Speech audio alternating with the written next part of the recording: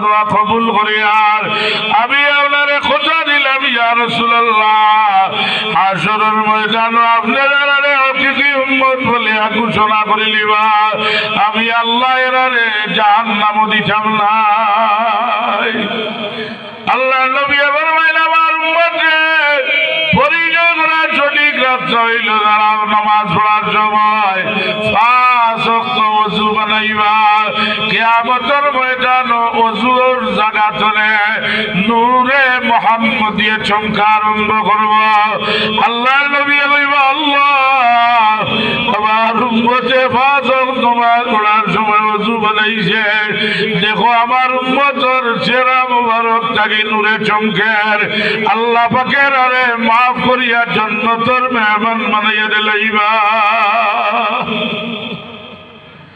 ওই যা 2 নম্বর খুশনসিব হইল গিয়া